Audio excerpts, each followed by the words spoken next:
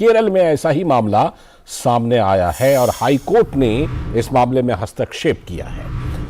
रंग का कोई मजहब नहीं होता, लेकिन केरल प्रशासन के लिए यह रंग सांप्रदायिक क्यों हो जाता है, यह केरल हाई कोर्ट ने बड़ा सवाल पूछा है। तिरुवनंतपुरम के भद्रकाली मंदिर में पुलिस प्रशासन ने भगवा रंग हटाकर सजावट में विभिन्न रंगों के प्रयोग करने की हिदायत दे दी थी।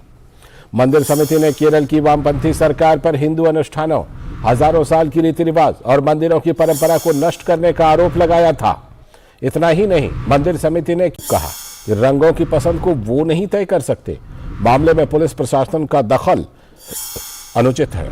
एक फिल्म को लेकर बेशर्म रंग की खूब चर्चा हुई थी, आप सभी को याद होगा। मजहबी लीडरों के साथ बुद्धिजीवियों ने जोर देकर कहा था कि रंग का तो कोई मजहब नहीं होता, उस विवाद पर कहा था। लेकिन केरल में भगवा रंग पर हुए विवाद के मामले में ये पूरा का पूरा जो इकोसिस्टम है वो बिल्कुल चुप है। राष्ट्रीय ध्वज के तिरंगा में भगवा रंग है और उसका जो अर्थ होता है वो त्याग, बलिदान, ज्ञान, शुद्धता और सेवा का प्रतीक माना जाता है भगवा रंग। तो फिर मंदिर पर लगे झंडे को लेकर फेक नैरेटिव को क्यों केरल में वामपंथी सरकार ने एजेंडा बना दिया? केरल में किसी भी संप्रदाय को केसरिया रंग से कोई दिक्कत तो नहीं रही और कभी कोई शिकायत भी नहीं रही, लेकिन बड़ा सवाल यह है कि कांग्रेस और वामपंथी नेताओं को मंदिरों में लगे भगवा से क्यों दिक्कत होने लगती है। आखिर ऐसा भगवा रंग से ये चिढ़ क्यों है?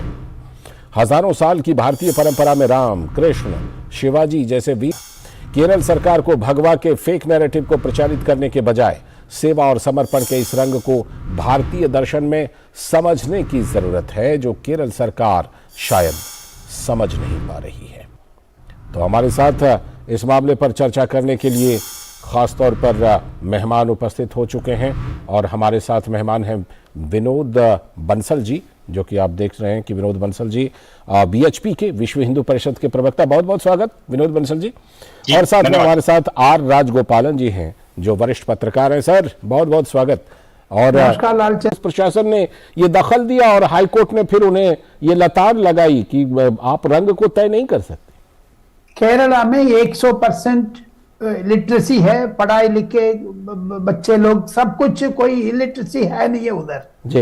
लेकिन लालचंद जी, मुझे एक लगता है ये हिंदू विरोधी तत्व बहुत गहरे से पहुंचा है केरला में। क्योंकि उधर आप बांटने शुरू करोगे जी, जो भी कलर हो, ब्लैक हो, काला हो, रंगीन हो, लाल हो, हरा कलर हो, सफेद कलर हो, जो भी है, लेकिन इन लोगों को नफरत है भगवा से। क्योंकि शुरू से कृष्णा और राम जी का मंदिर इतना है केरला में, गुरुवायूरप्पन टेम्पल कहते हैं, अयप्पा टेम्पल कहते हैं, उसमें काला रंग पहन करके पूजा पाठ करते हैं, उसको नफरत नहीं है। और ये भी हिंदू बन गया अचानक, कलर ही यूज नहीं करना करके प्रतिबंध बैन करने वाले हैं कम्युनिस्ट। इतना नफरत है, इतना नफरत है पिनाराई विजयन सरकार का, मार्क्सिस्ट वामपंथी सरकार का। इसीलिए हाईकोर्ट ने दखलंदाजी किया है। काली मंदिर पर इतना जो आदेश दे करके उसको कराया है, रीइंस्टेट कराया है, लेकिन भगवा कलर का कितना कितना बंद करोगे उतना उतना फैलेगी, उतना उतना जोर पकड़ेगा। मुझे लगता है आने वाले अनदर 5 से 10 साल का अंदर अंदर बाजा का यानी भगवा कलर का आक्रोश बढ़ते जा रहे हैं। युवा जनता को बीच में नरेंद्र मोदी का इतना स्वागत है, डिजिटल चिल्ड्रन कहते हैं। अभी डिजिटलाइजेशन आने के बाद ये भगवा को ग्रीन कलर हो, ब्लैक कलर हो, व्हाइट कलर हो, सब कुछ समाप्त हो गया। कम्युनिस्ट का नफरत तो समाप्त नहीं होता नहीं है, नहीं दिखा रहे, क्योंकि पिनाराई विजयन का एक ही शब्द है, ठीक है, बाजा का उधर आरएसएस, विश्व हिंदू परिषद और बजरंग दल उधर नहीं आना चाहिए, क्योंकि उधर बाकी माइनॉरिटीज बहुत और है। कांग्रेस का क्या रुख है, इस पर भी बात करूंगा आपसे, लौट करके आता हूं आपके पास, लेकिन उससे पहले जरा विनोद बंसल जी के पास। विनोद जी, ये जिस तरह से इस तरह के मामले अगर सामने आते हैं केरल में या दूसरी जगहों पर भी, तो ऐसे में क्या किसी उन लोगों से कोई संवाद करने की जरूरत है, समझाने की जरूरत है, या आपको लगता है कि ये सारे लोग सोची समझी नीति के तहत इस तरह से सनातन के जो प्रतीक हैं, चाहे वो भगवा झंडा हो या बाकी प्रतीकों पर इस तरह से हमला बोलते हैं वो लोग? देखिए लाल जी, आप एक वरिष्ठ पत्रकार हैं और देश के सबसे बड़े न्यूज चैनल पर बैठे हैं, जी। और आप देखिए कि ये आपके जो दर्शक हैं वो भी आजकल के दर्शक नहीं है, आदिकाल के दर्शक हैं। और वो डीडी न्यूज की विश्वसनीयता और उसके जो बेबाक बोलने की जो परंपरा है उसको अच्छी तरह जानते हैं। आप देखिए कि ये जो केरल की सरकार है, केरल के सरकार का एजेंडा, उसकी मानसिकता और हिंदू द्रोही कुकृत्य, ये किसी से छुपे हुए थोड़ी है, कोई नई बात नहीं है। हिंदू समाज वहां हमेशा से पीड़ा और प्रताड़ना का शिकार रहा है। आप देखिए पिछले दिनों मैं अभी केरल गया था, तो केरल जाते समय मैंने देखा कि वहां रास्ते में जो है ना जी कई सारे अपने गौ मांस की दुकानें थी। अच्छा। बड़े आराम से खुले में बिकता है। आप देखिए कि ये जो चाल चरित्र चेहरा है, और आप देखिए कि कभी हमें हिंदू समाज को कहीं भी शोभा यात्रा निकालनी पड़ती है तो वहां पर प्रतिबंध, अगर कोई धार्मिक अनुष्ठान और पूजा पाठ करना पड़ता है तो वहां पर प्रतिबंध सार्वजनिक रूप से। और अब जो है ना मंदिरों के पुताई पर भी प्रतिबंध। बताओ, मंदिर में ऐसी सजावट नहीं कर सकते, वैसी सजावट नहीं कर सकते, ऐसा नहीं पोत सकते, ऐसा कलर नहीं कर सकते। अरे भी क्या है ये? सिर्फ हिंदू समाज के लिए सब सारे नियम लागू होते हैं क्या? मुझे बताइए, किसी मस्जिद को, किसी गिरजाघर को इन्होंने इस तरह का आदेश दिया क्या? जबकि लाखों मंदिर जो है इन्होंने सरकारी कब्जे में कर रखे हैं। आप देखिए जो प्रॉस्पेरस मंदिर हैं उनको तो इन्होंने कब्जे में कर लिया, और जो केरल के बेचारे गरीब मंदिर हैं, जो ट्रैवल बेल्ट में हैं, जो कि बहुत रिमोट के गांव में हैं, जिनकी हालत खस्ता है, उनको फीड करने के लिए कोई व्यवस्था नहीं है जी। अरे भाई, सरकार को चाहिए था कि जो कुछ संपत्ति आप मंदिर से जो जबरदस्ती कब्जा करके खींच रहे हो, ठीक है, उसमें से कुछ हिस्सा बजाय जिहादियों के खर्च करने के और ये ईसाई मिशनरियों पर खर्च करने के, मैं कहता हूँ कम से कम कुछ पैसा धर्मांतरण को रोकने में लगा देते, कुछ पैसा कम से कम जो है ना हमारे जो मठ मंदिर हैं जिनकी हालत खस्ता है उनको ठीक करने में लगा देते, कुछ हमारे पुजारी पंडितों को जो बेचारे अभी कोरोना काल में काफी बुरी हालत से गुजरे हैं उनको कुछ दे देते। लेकिन ये नहीं करेंगे। इन्होंने हमेशा से हिंदुओं को दोयम दर्जे का नागरिक बना के रखा है, लेकिन केरल के अंदर भी हिंदू खड़ा हो रहा है। हम चाहते थे जी विनोद जी, हम चाहते थे कि केरल सरकार की तरफ से या वामपंथियों की तरफ से कोई आकर के अपनी बात रखें, लेकिन हमने कोशिश भी की कि उनकी तरफ से कोई आए, लेकिन वो कोई आए नहीं है। उनको पता है कि उनके पोल खुल जानी है। अगर आते तो शायद आपके सवालों का ज्यादा अच्छी तरह से जवाब दे सकते थे। बहरहाल आर राजगोपालन जी का रुख करते हैं। राजगोपालन जी, आपने कम्युनिस्ट जो सरकार है वहां पर पी विजयन की सरकार है उसके रुख को आपने बताया, लेकिन सवाल कांग्रेस पर भी उठ रहा है कि कांग्रेस के नेता भी वहां पर क्या कर रहे हैं। क्या हमने देखा है कांग्रेस के नेता वहां पर किस तरह की चीजें कर चुके हैं? वो चाहे गोमांस को लेकर के वहां घूमना कांग्रेस के नेता कर चुके हैं केरल में ही। तो ये क्या उतना ही बड़ा सवाल कांग्रेस पर भी है कि कांग्रेस भी वहां पर उसी तरह की सनातन विरोधी राजनीति करती है, सनातन के प्रतीकों का विरोध करती है कांग्रेस भी कम्युनिस्ट के साथ साथ?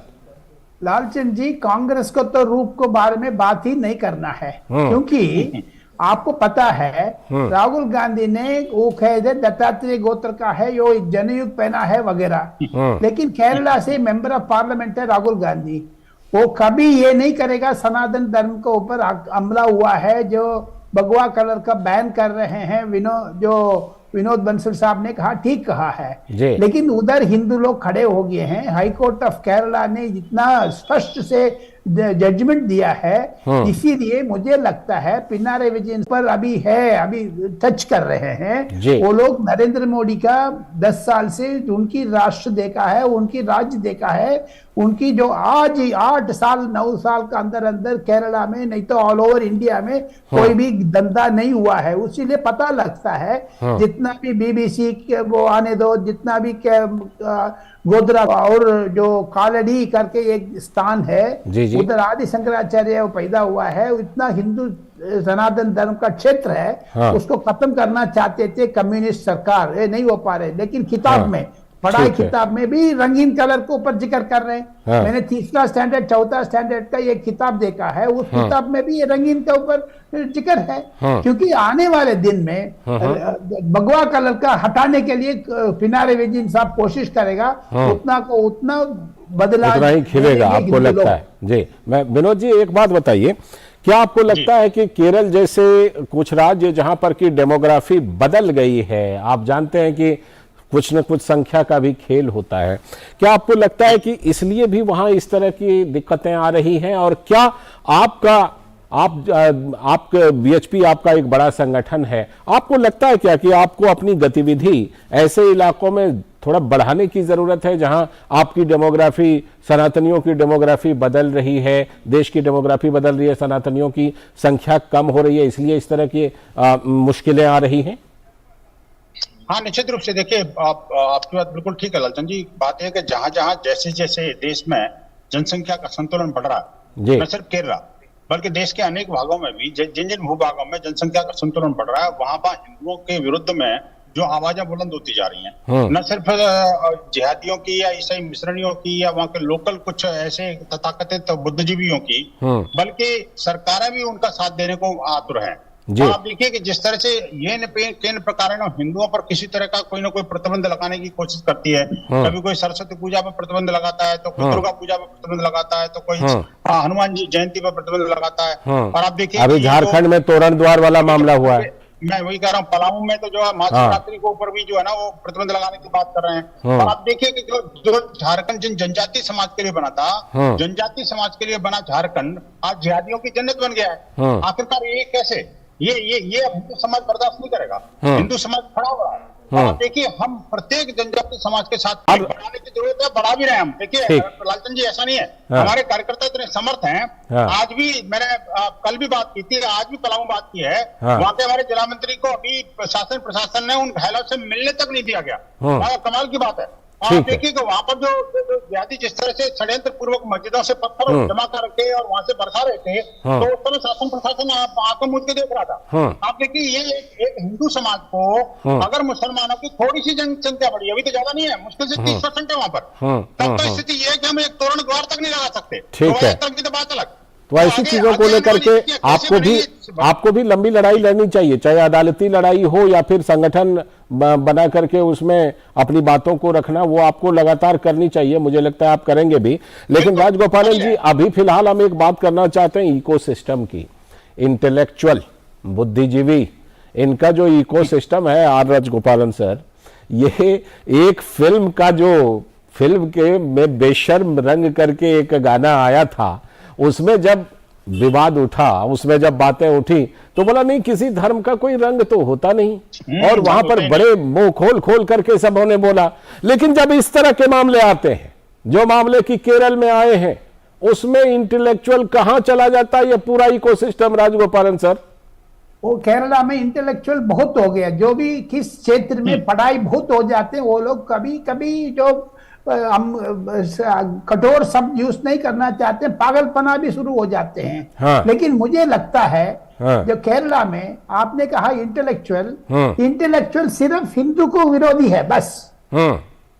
इंटेलेक्चुअल हो, केरला हो, वो कोई भी हो। आपने अभी झारखंड के बारे में बात कर रहे थे, इसीलिए तो नरेंद्र मोदी साहब ने, अमित शाह साहब ने जानबूझ करके एक आरएसएस, कट्टर आरएसएस सीपी राधाकृष्णन करके एक तमिलियन का झारखंड का गवर्नर नियुक्त किया है। अभी देखिए जा रहा, आने वाले दिन में क्या क्या होने वाले उधर देखिए। क्योंकि मुझे लगता है गवर्नर हो, चीफ मिनिस्टर हो, सत्ता में हो, हिंदू राज 80% 85% हिंदू लोग हैं इंडिया में। इसको अलावा इंटेलेक्चुअल आकर के हिंदू में जो भी टकराव होते हैं, भड़काते होते हैं, उस टाइप पर बात नहीं करते, कैंडल मार्च नहीं निकलते, नहीं है मीटिंग नहीं करते। कोई माइनॉरिटीज के ऊपर हमला हो गया, ये लोग खड़े हो जाते हैं बिल्कुल पूरे देश में, और पूरा मामला देश विदेश में बना देते हैं। पूरा वर्ल्ड में उसको रख करके गिरिजाघर में पत्थर डाल दिया, उधर अमेरिका पेपर में फ्रंट पेज में छपेगा, इंडिया में कुछ नहीं होगा उसका असर। लेकिन उधर पचेगा, लंदन में पकड़ेगा, ये ऑस्ट्रेलिया में पकड़ेगा। आजकल ऑस्ट्रेलिया में कितना लोग जानबूझ करके इतना हिंदू टेंपल को भी अटैक करने लग गया है। मुझे लगता है आने वाले दिन में अमित शाह साहब, नरेंद्र मोदी साहब कठोर संकल्प लेना है, विनोद बंसल साहब और आक्रोश होकर के हिंदुओं को बचाने में करना है, नहीं तो फिर मुझके हिंदू समाज का डर पैदा हो गया है। ठीक है, चलिए हम उम्मीद यही करते हैं जो विनोद बंसल जी ने भी कहा कि निकट भविष्य में ऐसी मुश्किलें ना हो, इसके लिए जो भी कानूनी रूप से लड़ाई लड़ी जा सकती है उसको लड़ना चाहिए। कानूनी रूप से मंदिर गया, केरल हाईकोर्ट गया, तब ना वहां से ये समाधान निकला। बहुत बहुत शुक्रिया विनोद जी जुड़ने के लिए, और आर राजगोपालन सर आपका भी जुड़ने के लिए। हमने कोशिश तो की थी कि केरल सरकार के प्रतिनिधि या वामपंथी प्रतिनिधि, कम्युनिस्ट प्रतिनिधि हमारे साथ जुड़ें और वो इस मुद्दे पर अपना पक्ष मजबूती के साथ रखें, सवालों के जवाब दें, अपनी बातें रखें, अपने सवाल करें। ये कोशिश हमने काफी की थी, लेकिन वो नहीं जुड़े और इसलिए ये चर्चा तो बनती है, वो चाहे जुड़ें या ना जुड़ें। ये ऐसा मुद्दा है जिस पर चर्चा तो बनती है, क्योंकि संविधान में जो धर्मनिरपेक्षता है वो धर्मों को, संस्कृति को नकारने वाली धर्मनिरपेक्षता नहीं है, बल्कि सभी को स्वीकारने वाली धर्मनिरपेक्षता है। और सनातन, उसकी जो परंपरा है, उसके जो प्रतीक है, उसको